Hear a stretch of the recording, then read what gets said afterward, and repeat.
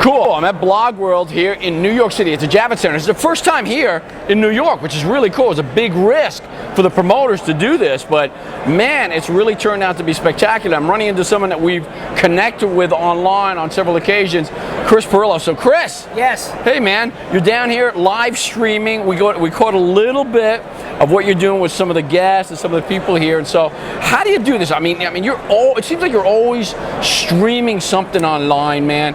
Is it that you're always at events? How do you do it, man? Oh, no, I'm definitely not always at events. I'm usually at home. And since I'm already there, and I've got the camera there, and streaming online doesn't really cost anything once you have it set up, I just figure, why not?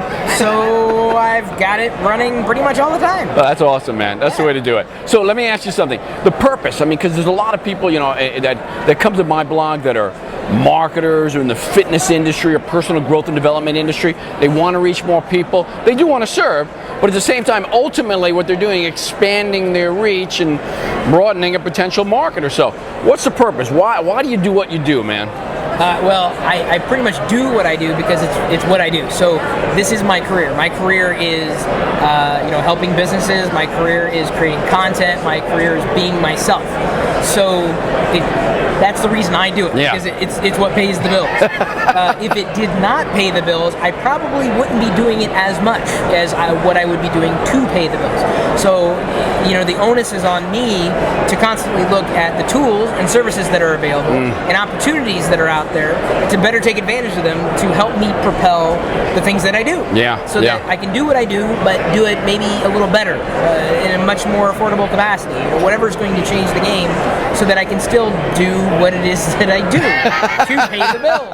That's what I'm at. You've got to pay the bills. If you can't pay the bills, absolutely, you've got to find something that will pay the bills. It is interesting though, in the blogosphere in many respects, there's sort of like, and in a lot of industries for that matter, even in what we do, and I do a lot of personal development and growth and leadership training, and there seems to be sort of like this resentment a little bit that you've got to actually charge for something, or you get paid for something, as opposed to just contributing it to the world, which would be a great thing. But again, we got to pay mortgages, right? Right.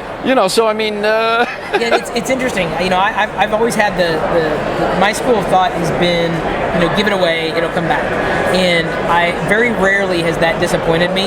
There have been times where I've given almost too much away, and without getting kind of any value back. But I always err on that side of oversharing, with the hopes that eventually, it will lead to something more.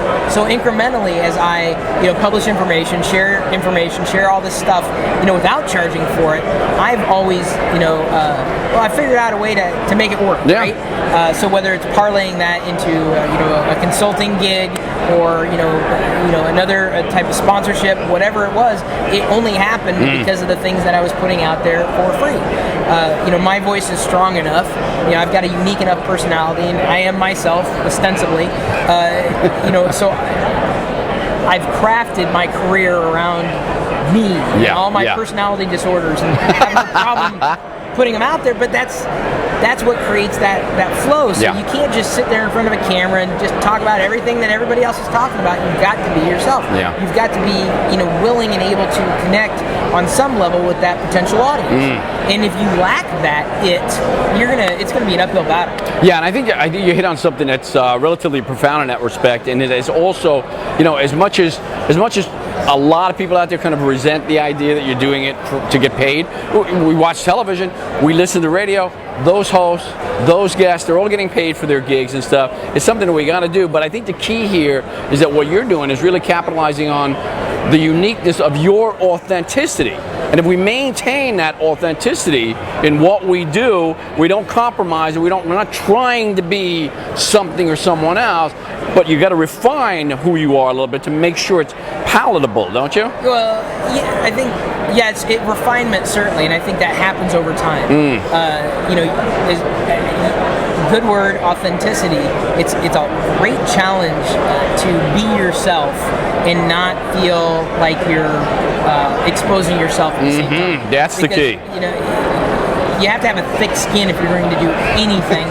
Period. I mean, people have always talked behind your back. You just don't know about Right. it. They'll do that now. It's just they'll do it online, and sometimes they'll do it to your virtual face, and they'll be in your face and try to tear you down in one way or another. Yeah. Whether they're right, whether they're wrong, it doesn't matter. They're on the attack. So, you know, the closer you are to yourself, the more difficult it is for someone to tear at that. If you've got a strong enough character, Yeah. you know who you are. It can still wear on you. Sure. It can still be a challenge. I mean, there's days that I just look at like, why am I doing this? This is stupid. I thought this was something that I was doing right, and everyone thinks I'm doing it wrong. Why am I doing this? But at the end of the day, it's like, well, that's just me. Yeah. And this is what, I did my best, and I was, I was as forthcoming as I possibly could have been. And some people, they'll think, oh, I'll say something good about Microsoft. Oh, you're on Microsoft payroll. Oh, man. Oh, you love Apple. I'm like, well, yeah, I happen to like some of their products. Yeah. Sure. They'll figure out a way to like basically call my character into question. I'm like, well, dude, I will be transparent when someone does something that I need to let you know about. I will let you know about it. But if there's no relationship previously established, there's no reason to say anything, because to me it's like, well, I'm not violating any confidentiality. I'm not violating any principles. I'm just talking about the thing that I want to talk about right now. Yeah. Well, I think there's always going to be those out there, certainly for anyone who's in the relative public eye, they're going to be criticizing because it's just, that's who they are. But, a good friend of mine, I don't know if you know who John Heffron is. He's a comedian. He won Last Comic Standing. Oh, nice. He uses, I talk about this little inner voice that stops us from doing anything. It's called into question. Why am I doing this? Is it even worth it? It's right. He calls it the little inner heckler, How do you deal with that? Other than just saying, hey, you know what? I'm being me. I'm doing what I do. This is what I do.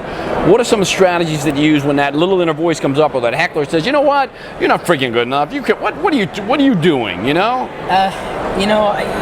We all face it. We all have it. I think women have it differently than men do, physiologically speaking.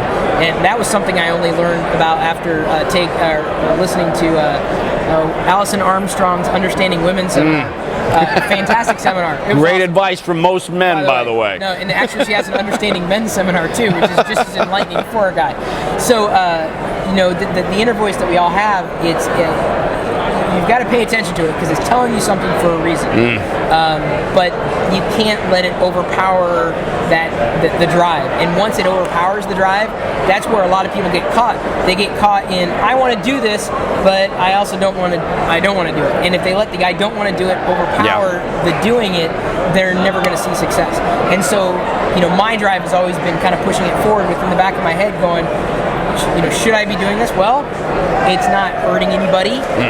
It seems to be working, and I'm having a good time. So if those three things are kind of overpower it, then I kind of ignore that voice, even though I may feel down at the moment. Like, God, people are really tearing me apart. It kills me. And people continue to do it, and they will continue to do it. So I write people off who are considered trolls. I write people off, if they're trolls, I write them off as not human. To me, they're not human. And as soon as I do that, I'm like, okay, they're not human. So kind of dismisses it then. They don't hurt me. Yeah. So they can still hurt by the things they say, but I don't let that kind of take away from the drive that I have in pushing forward. So it's a challenge, but as soon as I think of those people who are not treating me in a very human way, if I treat them as a not human, it's easy. I don't see any particular troll, anybody who posts anything negative and just like, I understand negativity and constructive criticism, that's different. I'm talking about just outright negativity and just to tear you down. They're not human. Well, we all know, individuals like that, having challenges in their own lives or so. Exactly. Exactly. It's one of those things. They're taking it out on you. Exactly. It's shortcoming on their part, not your part. And again, if they're not treating you with the respect that they expect to be treated with, I have to write them off. There's too many of them out there that will try to take that away from me. Well, it's fascinating. You said something, and then we'll come to a close here real quick, because I know you want to rough and get lunch. You've been interviewing, you've been doing live streaming all day. But you said something I thought was interesting, and it's sort of like it goes to that point of choice for many of us at some point. If you decide to put yourself out there in whatever way, shape, or form, and whether it's in the public eye or just take a risk build something new, get a little bigger than yourself, step out of your comfort zone, whatever it is, you do have a choice at some point where you're going to listen to, because those people out there that your critics, you might say, sure, those non-people out there that are your critics, well, you could choose to listen to them and allow it to impact you, or you could choose, in many respects, to dismiss it. You still know it's there. Right. It still has that little pinch, like a little bed bug. You know, it's not going to kill you, but it could, get a little scratchy after a while. You know, or you could choose to ignore it in many respects. And so it's the same with that little inner voice in our head. If we entertain it, it gets bigger and stronger, and then ultimately it will overcome us in many respects. Right? No, absolutely. Yeah. And it's, in many ways, you've got to listen to community, but you can't let them live your life. Yeah. So when I need to make a decision that's good for me, I'll ask for advice, and really, am I missing something? And sometimes that will sway my opinion. But if I make a change for myself, and I've already decided this is the change I'm going to make, if other people don't like that, that's not my problem. If I decide to start drinking white wine instead of red wine, and people have a problem with that, I come back to, okay, wait, did you buy this wine for me? No. Then STFU. Because it wasn't your money, and it's my amount. Yeah. Your opinion has no bearing here at all. So, except to foster a sometimes provocative conversation, right, which is what it's all about after all, isn't it? Yeah, sometimes it's good to have those conversations, but in making those decisions, if this is the decision I've made, some people have a problem with the change in anything, specifically if they have what they see you as or who they see you as. It's more of a projection of themselves onto you more than you. So sometimes people have a problem with change, and I have a problem with those people who have a problem with my change, because until they start paying my bills, they can kindly STFU with the decisions that I make. The wisdom of Chris Pirillo, everyone. Hey, great guy. Connect with him. Where do they connect with you? On Facebook and Twitter? Yeah, I'm online. He's online. Look him up. Chris Pirillo. Awesome stuff. Hey, Chris, thanks for spending time with us here at Blogworld, man. I appreciate it. Tom Terwilliger, we'll see you on the next round.